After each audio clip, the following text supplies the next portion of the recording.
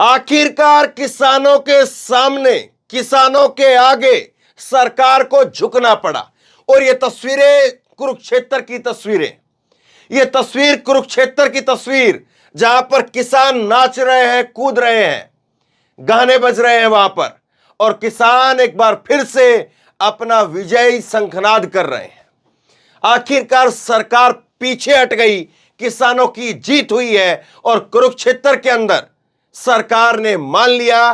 किसानों की जो मांगे थी, वो किसानों की मांगे सरकार को माननी पड़ी, लेकिन इतनी आसानी से नहीं हुआ। चिलचिलाती धूप के अंदर 45 डिग्री टेम्परेचर के अंदर अपने आप को खपाना पड़ा, तब जाकर के सरकार जो है वो पीछे हटी है। ये काम कल भी हो सकता था, लेकिन किस तरह से जो है इस काम को खींच करके आज यहां तक लाया गया। और अभी क्या कुछ फैसला हुआ है, क्या कुछ किसान नेताओं के द्वारा कहा गया है, राकेश टिकैत ने बाहर आकर के बाइट दिया है, वो मैं आपको सुनाऊंगा। लेकिन सबसे पहले आप सुनिए, हमने एक हफ्ते तक संघर्ष किया, एक हफ्ते तक हमने संघर्ष किया, और आज आप सबके सहयोग से हमारी मांग को सरकार ने मान लिया है। सूरजमुखी के बीज के लिए न्यूनतम समर्थन मूल्य की मांग पर संयुक्त प्रेस वार्ता में किसान नेता राकेश टिकैत और अन्य किसान नेता, तो सरकार ने जो है मांगे मान ली है। राकेश टिकैत ने और तमाम दूसरे नेता वहां पर मौजूद थे, उन्होंने इस बात को कहा है। और खुद कुरुक्षेत्र के जो डीसी है शांतनु शर्मा, उन्होंने सामने आकर के कहा है, यहीं पर जो है वो राकेश टिकैत और तमाम दूसरे किसान नेता मौजूद रहे, और यहीं पर आकर के कहा कि हरियाणा सरकार हमेशा किसानों के समर्थन में खड़ी रही है। सूरजमुखी की फसल के लिए मुख्यमंत्री ने एमएसपी बढ़ाने पर सहमति जता दी है। तो एमएसपी बढ़ाने पर सहमति जो है वो आखिरकार जतानी पड़ी।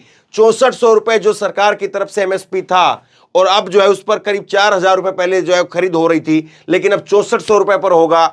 और डीसी साहब ने यहां पर आकर के कहा है कि कल से ही एमएसपी के ऊपर खरीद शुरू हो जाएगी। गुरनाम सिंह चडोनी की रिहाई को लेकर के क्या हुआ है वो मैं आपको बताऊंगा, लेकिन उससे पहले आप राकेश टिकैत को सुनिए, और राकेश टिकैत यहां पर क्या कुछ कह रहे हैं समझिए। देखो, फैसला ये लिया है, हमारा यहाँ पे ये आंदोलन था कि एमएसपी पे खरीद शुरू हो। हमारा था कि एमएसपी पे खरीद शुरू हो, और हमने वो रेट मांगा है जो देश के प्रधानमंत्री ने रेट कहा। ये लड़ाई थी देश के प्रधानमंत्री बनाम स्टेट के मुख्यमंत्री के बीच में, और हम आगे भी एमएसपी पे लड़ाई पूरे देश में लड़ेंगे, और लड़ाई को लेकर चलेंगे, प्रधानमंत्री को आगे करेंगे। जो प्रधानमंत्री का रेट है वो हर स्टेट में देना पड़ेगा। प्रधानमंत्री का रेट है वो देना पड़ेगा, भारत सरकार का रेट है एमएसपी, वो देना पड़ेगा। और एमएसपी गारंटी कानून के लिए बड़े आंदोलन की जरूरत पड़ेगी। ये बड़े आंदोलन की जरूरत शुरुआत यहाँ से हुई है। तो ये आज आंदोलन यहां पर खत्म नहीं, बल्कि यहां से शुरुआत हुई है। एमएसपी को लेकर के सरकार को जो है वो गारंटी देनी पड़ेगी, और एमएसपी जितनी सरकार तय करती है कम से कम उतनी तो हम लेकर के रहेंगे। और देश भर में जो है अब एमएसपी को लेकर के यहां से शुरुआत होगी। देखिए सरकार जो है ना वो किस तरह से छीछा लेदर कराती है, सरकार जो है वो किस तरह से जो है वो पूरे कार्यक्रम को जो है वो खुद ही बिगाड़ती है। ये चीज आप देखिए, ये तस्वीरें जो है वो कल मैंने आपको दिखाई थी। जरा देखिए किस तरह से भारी संख्या में आज ये जो किसान यहाँ पर नाच गा रहे हैं, कूद रहे हैं, वो इतनी आसानी से नहीं हुआ है। देखिए जरा किस तरह से चिलचिलाती धूप के अंदर ये तस्वीरें मैंने आपको दिखाई है, किस तरह से बड़ी संख्या में किसान जो है वो जुटना पड़ा, हजारों की तादाद में किसानों को आना पड़ा, पंचायत करनी पड़ी। लेकिन कल क्या हुआ था, कल ये हुआ था जब पंचायत चल रही थी, उस वक्त में 5 लोगों को करनाल के अंदर, करनाल जो है कुरुक्षेत्र के पास का ही जिला है और वही सीएम सिटी है, वहीं पर जो है करनाल में मनोहर लाल खट्टर ने जो है वो किसानों को बुलाया था, और करनाल के अंदर बुला करके कहा कि बातचीत करेंगे, लेकिन बातचीत मानी नहीं गई। और उसके बाद में जब वो पंचायत हो रही थी, उस पंचायत से ही ऐलान कर दिया गया कि चलिए रोड जाम करेंगे, हाईवे को जाम किया जाएगा। और हाईवे जाम हो गया, हाईवे जाम भी हुआ, लोग बैठे भी। और जिस वक्त में लोग बैठे थे, करीब जो है ये कल दोपहर में 2-2:30 बजे हाईवे जाम किया गया था। शाम होते होते जब मैं वहां पर मौजूद था तो लोग कह रहे थे कि अब जो है लाठीचार्ज होगी, क्योंकि बहुत सारे किसान जो है वो 5-6 बजे तक निकल जाएंगे। लेकिन लोग निकले नहीं, लोग वहीं पर बैठे रहे, डटे रहे, और उसका नतीजा ये हुआ कि आज सरकार को झुकना पड़ा, पीछे हटना पड़ा और किसानों की मांगों को मानना पड़ा। और अगर इसको झुकना ना कहा जाए तो फिर क्या कहा जाए, क्योंकि ये तो मांग इनके पहले दिन से थी, और 10 दिन पहले जो लाठियां चली थी उस बात को लेकर के चली थी, और उससे पहले अल्टीमेट दिया गया था उस दिन के लिए, 6 जून के लिए। तो खैर, अब जो है किसान यहां पर नाच रहे हैं, खुशियां मना रहे हैं, यहां पर डीजे चल रहा है, गाने बज रहे हैं, लोग जो है वो आपस में एक दूसरे को गले लगा रहे हैं। एक बड़ी जीत के रूप में इसको जो है वो किसान देख रहे हैं। लेकिन इसके 3-4 मायने हैं, 3-4 मायने हैं इस जीत के, किसानों के इस जीत के, और उसको समझना जरूरी है। देखिए, एक बात तो जो है वो ये हो गया है कि यहां पर जो है ये प्रोटेस्ट या यहां पर जो ये आंदोलन वो खत्म नहीं हुआ है, ये उल्टा एमएसपी को लेकर के अब यहां से शुरुआत होगी। अब हो सकता है कि एक बड़ी रणनीति बने एसकेएम की तरफ से, संयुक्त किसान मोर्चा की तरफ से, और संयुक्त किसान मोर्चा की तरफ से जब एक बड़ी जो रणनीति बनेगी एमएसपी को लेकर के, तो हो सकता है कि दिल्ली के अंदर कोई बैठक हो, और बैठक दिल्ली के अंदर बुला करके एमएसपी पूरे देश में लागू की जाए। क्योंकि एमएसपी अगर आप समझेंगे, जितना आप समझ गए होंगे कम से कम एमएसपी क्या चीज है, तो एमएसपी हरियाणा और पंजाब के अंदर ही कुछ फसलों पर है, वो भी सब फसलों पर नहीं है।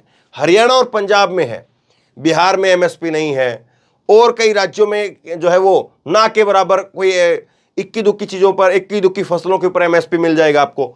वरना हरियाणा और पंजाब को अगर आप छोड़ दें, पश्चिमी यूपी का कुछ हिस्सा ले लें, तो बाकी जगह पर एमएसपी नहीं है। और हरियाणा और पंजाब वाले लोगों को पता है कि एमएसपी की ताकत क्या है, और इसीलिए जो है वो इसके लिए लड़ते हैं। लेकिन बाकी लोगों को भी इस बारे में समझाना पड़ेगा।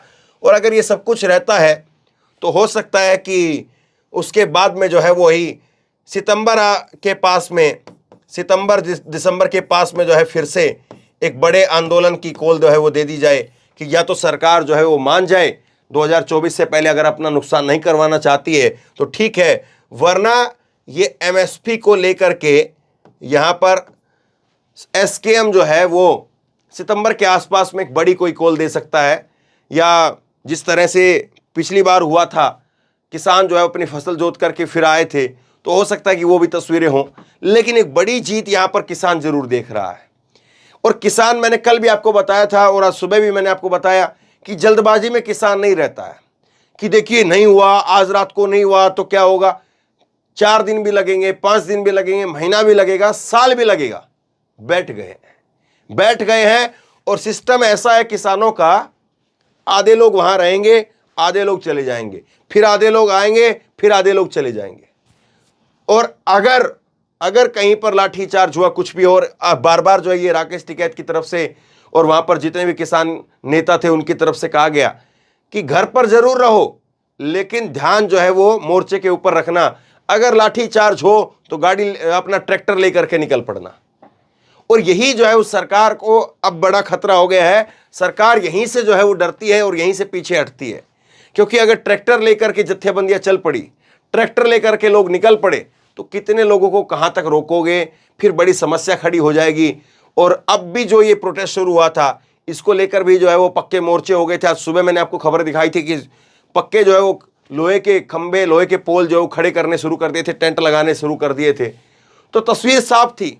और सरकार ने फिर सोचा कि चलिए क्यों बेवजह एक दूसरा किसान आंदोलन की शुरुआत की जाए, क्योंकि ये वही रोड है जिस रोड के ऊपर ये अभी धरना चल रहा था, जिस रोड को रोका हुआ था, यही रोड जो है वो आगे सिंगू बॉर्डर पर आता है दिल्ली के अंदर, और यही रोड जो है वो आगे कश्मीर तक जाता है। और इसीलिए आज आपने तस्वीरें देखी कि किस तरह से जब सेना का एक ट्रक वहां से निकला, तो फिर कैसे जो है वो लोगों ने भी उसका जो है वो नारे लगा करके उसको जगह देते हुए जो है उसको निकलवाया।